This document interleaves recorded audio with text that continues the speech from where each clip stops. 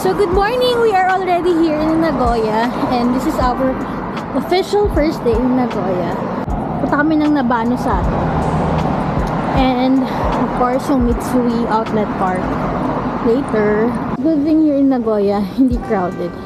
Yung density ng tao, sobrang konti lang sila. Sobrang konti lang ng turista. Maraming local. And ang daming kainan. Tingnan natin kung saan kami unang pupunta. Depende sa mood namin. But the last stop that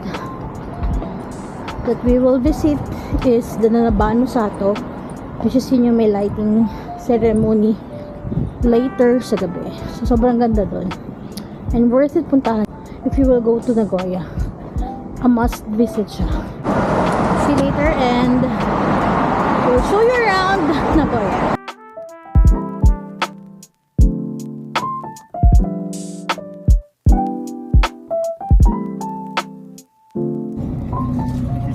Sa bus going to Nagashima Onsen and 1 hour yung travel time namin to Nagashima Resort. Nandun ang Mitsui Outlet Dreams and isa yun sa mga malaking Mitsui outlet.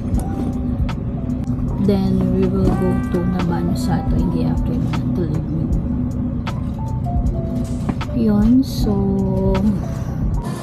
we are here in Mitsui Outlet Jazz Dream. Yan. So, hindi kami magnanagashima Maspalan kasi hindi naman kami mag-swimming at malamig.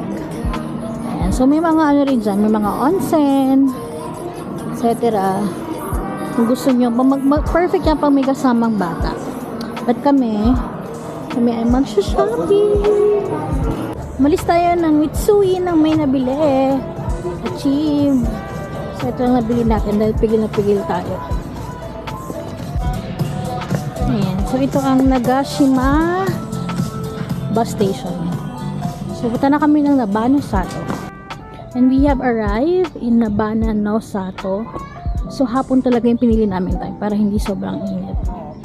And since today is weekend, so hindi masyado matao knowing na weekend siya. But usually matao talaga siya pag winter season. So bibili na kami ng ticket. So 2,500 yen siya per head. And then yung may 1,000 na ticket coupon sa loob na pwede mo magamit for food. So bibili kami. Nabili kami ng ticket. Kapila kami. So you can use cards or IC card or cash here sa ticketing. So, we'll use the platinum card, yung black card, yung may-ari sa likod. So, kanito card. Ginagamit namin ito pagka. So, naming points ito. One of the best attraction dito sa Nagashima Resort. Ano ba na ng Sato?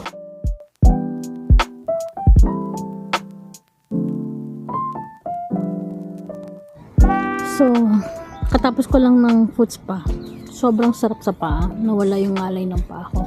If mag-visit kayo here sa Nabano Sato, tapos galing kayo sa mahabang lakalan, i-try niyo yung foot onsen spa. Sobrang laking tulong sa ginhawa. And punta kami ng Begonia Garden. Tapos punta kami ng Japan's largest Hanahiroba flower garden. Ito yung main place ng illumination. Yan, ito yung madaming Christmas lights na dadaanan. So, nagsisimula ito ng mga around 6 PM. So, ngayon, ano lang kami, stroll lang. Ano yan, spaceship? Ay, parang may spaceship. Babe, sakay tayo dun! Tignan natin. Babe, gusto ko yun. Begonia Garden entrance. Try natin yan. Ayan. Gusto ko yan. Parang spaceship. Ayan o. Iikot ka sa loob. Ah, hindi. Iikot yan. Ang ganda. Try natin yan. Try natin. May bayad data eh. Pero let's try. Since nandito na kami. Mag-try na kami. Try na tayo. Bili kami ticket. Ang ganda-ganda. Sobrang buhay sila. As in, sobrang bloom. Ngayon lang nakakita ng ganitong flower na sobrang bloom. As in, one of a kind. Grabe. Ang ganda ng mga begonia.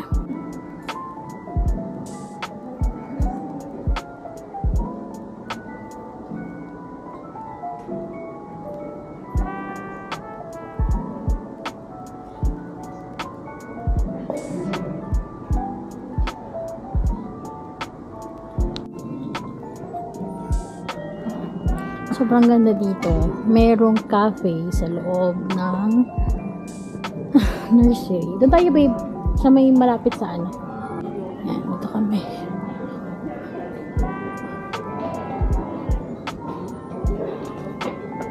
Ganda. No? Ganda-ganda, oh. Oh. Putin ko kayo.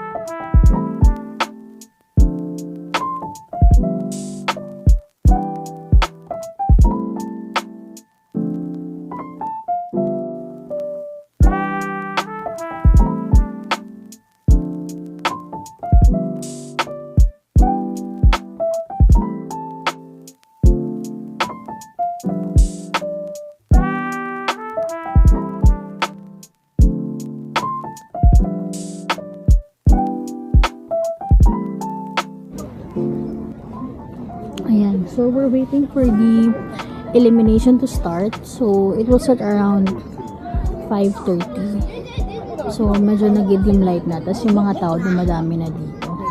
Sunset talaga siya. Ito yung isa sa mga main attraction. And then sa gitna, meron yung pinaka-center ng lights illumination. And then later, sa gabi, sakay kami dun sa may parang spaceship.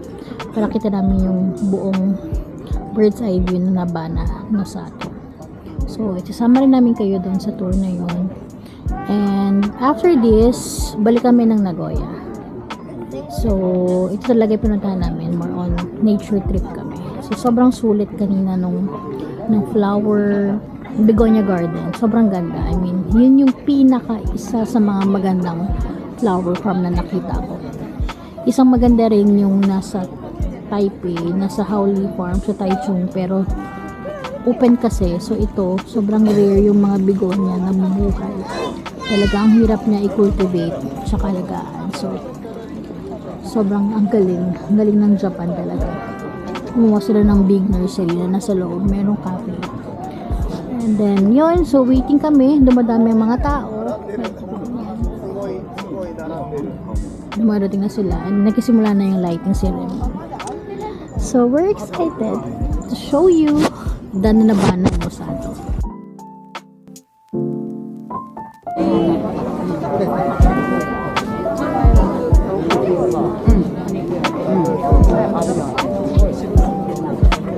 So we're passing the illumination tunnel.